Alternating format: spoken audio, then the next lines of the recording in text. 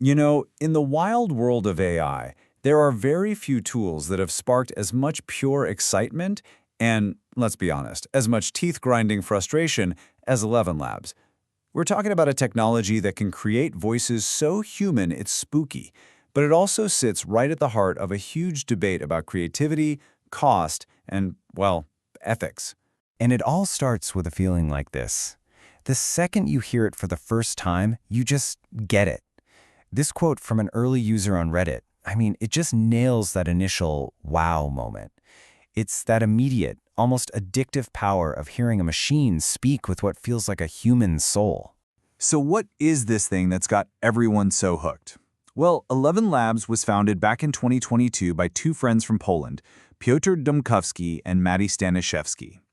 At its core, it's a research company, and they're on a mission to create the most realistic, emotionally intelligent synthetic voices on the entire planet. So today, we're going to unpack the whole story. We'll look at that incredible promise that hooks you in minutes. Then we'll get into the frustrating reality that a lot of people discover later on. We'll also cover its massive business growth. And finally, the really big, profound ethical questions this tech forces all of us to think about.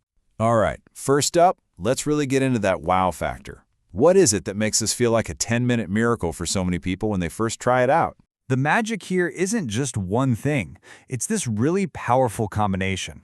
On one hand, you have these dead simple controls, literally just a couple of sliders. But you pair that with a voice quality that sounds genuinely human. Why? Because the AI actually understands context. It knows when to pause, when to add a little emotion. Throw in the jaw-dropping power of voice cloning, and yeah, you can see why people get hooked so fast. But, and it's a big but, as thousands of users quickly found out, all that incredible power comes with some pretty serious catches. For every moment of pure awe, there's another moment of pure frustration. So let's flip the coin over and take a brutally honest look. And this, right here, this is the central conflict for pretty much every user. The voice quality is absolutely amazing, and the tool is so easy to pick up. But that amazing experience is constantly being chipped away at by high prices, a really confusing credit system, weird technical glitches, and, well, painfully slow customer support. And the frustration isn't just about the monthly subscription price, it's about all the hidden costs. See, the platform's credit system charges you for every single attempt. So that means every glitch, every time it mispronounces a word, every time the AI just kind of messes up, yep, that's coming straight out of your wallet. So here's what that actually looks like. You might think you're paying for 1,000 characters of perfect audio, but in reality, after a few failed attempts and then regenerating it a couple of times to fix the glitches, your effective cost can be nearly 3 times what you thought it would be. This is a huge source of anger for users. And the technical headaches, they go even deeper. The AI can struggle with really simple things, like big numbers or dates. You get these bizarre glitches where the volume just drops, or it starts whispering, or even switches languages mid-sentence. And if you need help, good luck.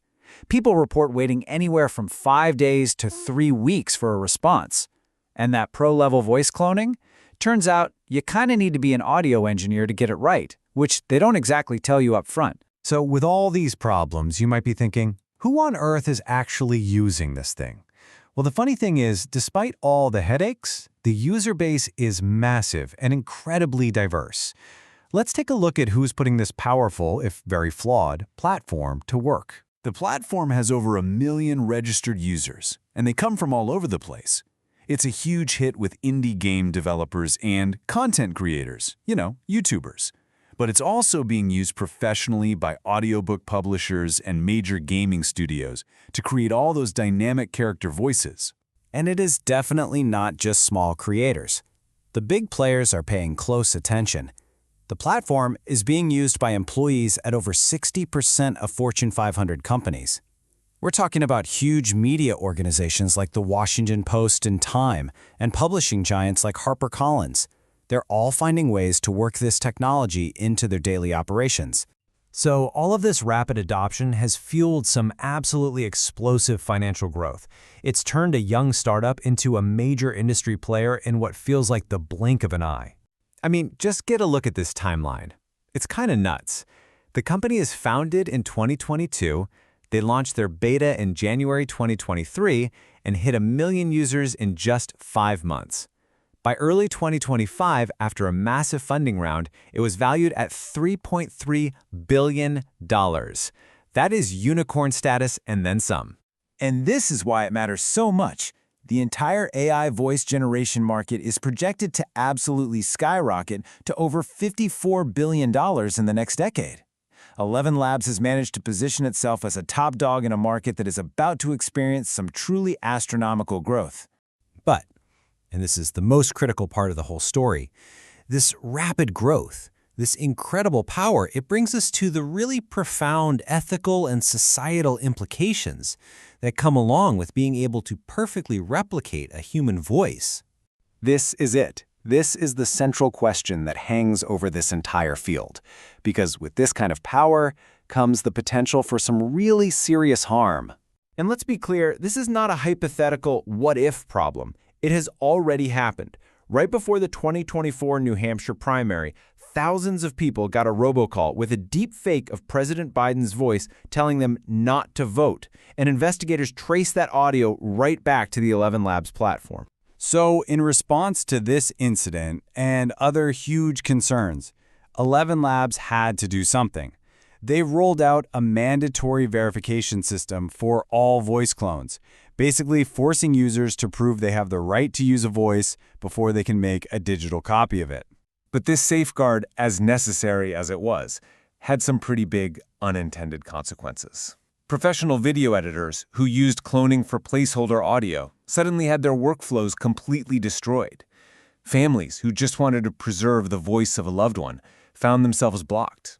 So the solution to one massive problem created a brand new one for a lot of legitimate users. And this really leaves us with a final and pretty tricky thought.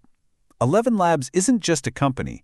It's a perfect case study in the dual nature of powerful technology. It's a total game changer for creativity, and at the same time, it's a potential weapon for misinformation. And it forces all of us to ask a really tough question. As we build this new world of synthetic media, how do we draw the line between progress and peril?